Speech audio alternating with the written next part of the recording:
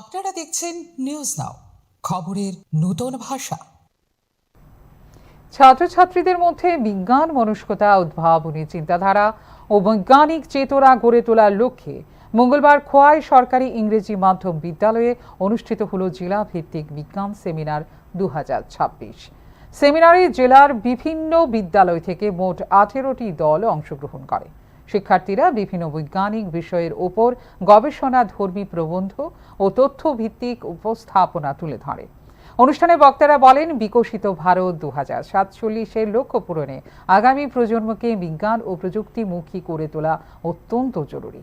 অনুষ্ঠানে উপস্থিত ছিলেন খোয়াই জেলা পরিষদের সভাধিপতি অপর্ণা সিংহ রায়, খোয়াই পুর পরিষদের চেয়ারপারসন দেবাশিস নাথ শর্মা, জেলা শিক্ষা আধিকারিক নীলমণি দেববর্মা, সমাজসেবী রঞ্জন দাস, প্রণব বিশ্বাস, মাধব চক্রবর্তী এবং বিদ্যালয়ের প্রধান শিক্ষক রতন দেববর্মা।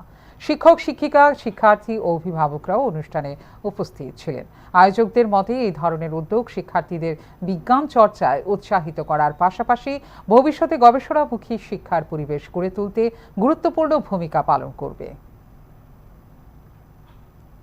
যারা প্রকৃতভাবে যে সেমিনারে অংশগ্রহণ করে যারা মেধা তালিকাতে আসবেন, অর্থাৎ প্রথম স্থান হয়তো হবেন একজন, হয়তো সেখানে ত্রিপুরা রাজ্যে পাঠানো হবে। সায়েন্স একটা গুরুত্বপূর্ণ বিষয়। আমরা জানি প্রত্যেক দিন ঘুম থেকে উঠে আমরা যা করি, যা ব্যবহার করি, সেগুলি বিজ্ঞান। বিজ্ঞান ছাড়া আমাদের জীবন চলে না। তো আমার প্রিয় ছাত্রছাত্রীরা, এখানে যে আয়োজন, সে ইংলিশ মিডিয়ামে স্কুল, এখানে বিজ্ঞান নিয়ে যে সেমিনার, সেই বিজ্ঞান হলো চিন্তা করা, প্রত্যেকটা মানুষের চিন্তা করার একটা স্থান বা প্রশ্ন করা এবং খোঁজা। কি খুঁজবো আমরা? প্রমাণের ভিত্তিতে সিদ্ধান্ত নেওয়াই বৈজ্ঞানিক দৃষ্টিভঙ্গি। আমাদের দৈনন্দিন জীবনে প্রতিটা ক্ষেত্রে বিজ্ঞানের অবদান আছে।